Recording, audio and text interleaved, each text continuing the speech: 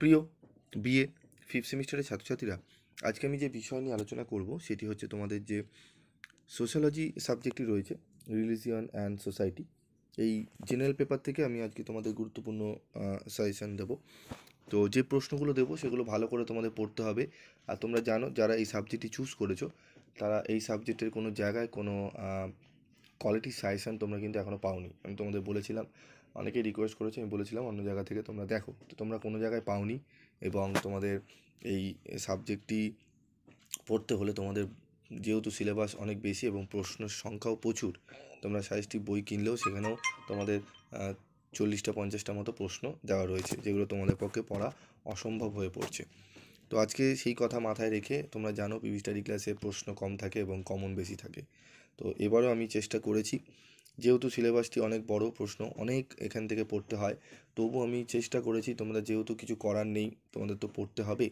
আমি যদি এবার বলে দিই তোমরাও 30টা প্রশ্ন পড়ে নাও, তাহলে ওখান থেকে প্রশ্ন সবই আসবে, কিন্তু 30টা প্রশ্ন পড়ার মতো সময় এবং পড়ার মতো যে মানসিকতা, সেটা তোমাদের এখন তৈরি হবে না, কারণ সময় নেই হাতে, খুবই সময় কম। তো চলো আমরা দেখে নিই। আমি প্রথমে তোমাদের বলে দেবো যে 15 নম্বরের প্রশ্ন কিন্তু তোমাদের দুটো প্রশ্ন করতে হয়, 5 নম্বরের প্রশ্ন করতে হয় 5টি, এবং 2 নম্বরের প্রশ্ন 10টি, বা 1 নম্বরের প্রশ্ন 10টি করতে হয়। তো এইভাবে আমাদের প্রশ্ন প্যাটার্ন সেট করা থাকে। তো তোমাদের আমি 15 নম্বরের প্রশ্নগুলো নিয়ে আলোচনা করব, একটু মনোযোগ সহকারে শুনবে 15 নম্বরের প্রশ্ন, ঠিক আছে?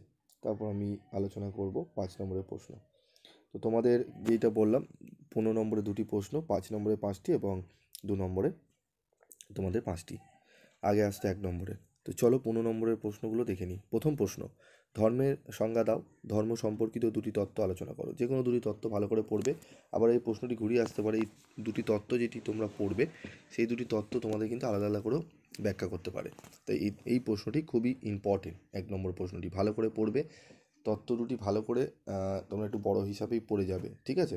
যাতে তোমাদের একটা তত্ত্ব দিলেও তোমরা যেন লিখে আসতে পারো, ঠিক আছে? তাই বলবো এই প্রশ্নটি খুব ভালো করে তোমরা পড়ে নাও, যদি 15 নম্বরের প্রশ্ন কমন পেতে চাও। তারপর দেখো, ধর্মীয় বৈচিত্র্যের সমাজতান্ত্রিক গুরুত্ব আলোচনা করো। ভারতে ধর্মনিরপেক্ষতার উপর একটি প্রবন্ধ লেখো। এই 3টি প্রশ্ন অত্যন্ত গুরুত্বপূর্ণ। তারপর রয়েছে দেখো, সাম্প্রদায়িকতা বলতে কী বোঝো, সাম্প্রদায়িকতার জন্য দায়ী বিভিন্ন নির্ণায়কগুলি সম্পর্কে আলোচনা করো। এই প্রশ্নটিও গুরুত্বপূর্ণ। যেগুলো স্টার রয়েছে সেগুলো খুব ভালো করে পড়বে প্রথমে। তারপর রয়েছে দেখো, দৈনন্দিন জীবনে ধর্মের ভূমিকা আলোচনা করো। প্রশ্নটি স্টার দিইনি, তবে খুবই গুরুত্বপূর্ণ প্রশ্ন। দৈনন্দিন জীবনে ধর্মের ভূমিকা আলোচনা করো। ধর্মের সমাজতত্ত্বে দুখাইমের অবদান সম্পর্কে মূল্যায়ন করো। এই 6টি প্রশ্ন তোমরা যে দেখতে পাচ্ছ, এই 6টি প্রশ্ন খুব ভালো করে তোমাদের করতে হবে। তার মধ্যে 4টি প্রশ্নের ওপর স্টার মার্ক দেওয়া রয়েছে। এই 4টি প্রশ্ন আগে করবে, তারপর বাকি 2টো প্রশ্ন পড়বে। তবে এটি একদমই কম সাজেশান। তোমরা কোনো জায়গায় সাজেশান বই বলো, কোনো জায়গায় সাজেশান বলো, এর থেকে কম সাজেশান তোমাদের কিন্তু কোনো জায়গায় নেই, তোমরা দেখে নেবে। তবে হ্যাঁ, আমি যেহেতু দিয়েছি, এবার দেখবে এই সাবজেক্টের ওপর বিভিন্ন সাজেশান তোমাদের এবার পোস্ট হবে, ঠিক আছে? কারণ তার আগে কেউ পোস্ট করতে চায় না, জানি না, আমি বুঝতে পারি না কেন। যাই হোক, তোমরা এই 6টা প্রশ্ন খুব ভালো করে রেডি করো, এবং তোমাদের 5 নম্বরের প্রশ্ন, একদম বাছাই করা 5 নম্বরের প্রশ্ন এবং 2 নম্বরের প্রশ্নগুলো নিয়েও আমি তোমাদের আলোচনা করে দিচ্ছি। তোমরা সেগুলো দেখো, দেখে সেগুলো পড়ে যাও, ঠিক আছে? এবং তোমাদের আর কোন কোন সাবজেক্টের সাজেশান তোমাদের লাগবে একটু কমেন্ট বক্সে লিখে জানাও। না জানালে আমি কিন্তু বুঝতে পারছি না। আমি তোমাদের সেই সাবজেক্টের ওপর জোর দিয়ে সাজেশান এবং উত্তর আমি নিয়ে আলোচনা করব। আজকের মতো এইটুকুই। দেখা হচ্ছে পরবর্তী ভিডিওতে। সকলে ভালো থাকবে, সুস্থ থাকবে।